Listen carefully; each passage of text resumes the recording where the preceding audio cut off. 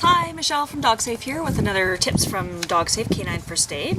And this is all about Dogsafe Heat Stroke Awareness and Responder Network. And I want to introduce you to all to the Dog in the Hot Car Responder Checklist.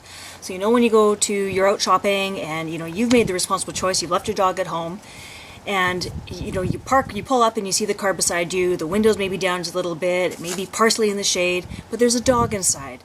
And the weather we've been having has just been incredible.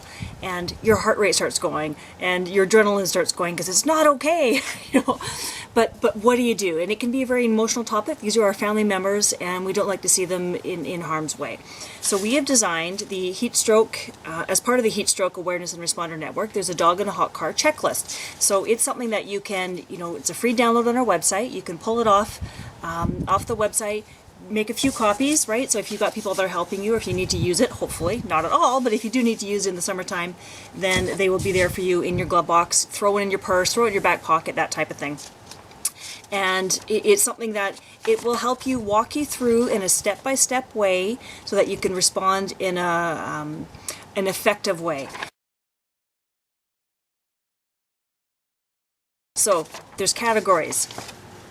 For the dog, how do you make your assessment of the dog? And I'll have another video that will go into a lot more detail about exactly how to fill out the form.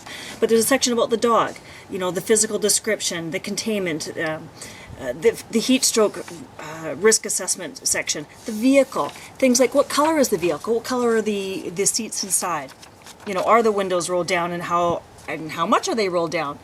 The temperature outside, do you have a thermometer that you can take an accurate temperature, or how did you estimate what the temperature was? There's attempts to locate the owner, so whether you're knocking on the doors of a residential area or whether you're going into the store, so the store name, who you spoke to, or if you had a witness do it on your behalf. Assistance requested, who are you going to call? So is it animal control, is it police? And it's recording the time that you called and who you spoke to and what their recommendations were, what their advice was to you. So this is something, again, it gives you credible information that you can say, if you need to call them again, hey, I called you at 12:39, not I think I called you an hour ago. And a second section for another heat stroke risk assessment. So if their animal control or police are taking too long, then you can make an update assessment.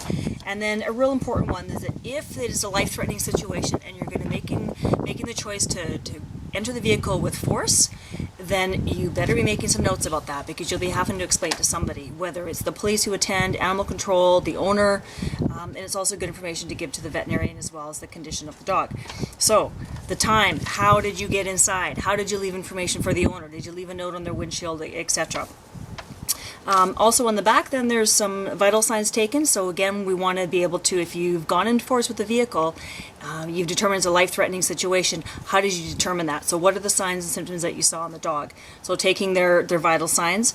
If you transported the dog yourself to a veterinarian, then again, where did you go? Was there a witness that came with you? What was the dog's condition before you went? And witnesses, if there was other people in the parking lot, get their name and phone number and record it as well.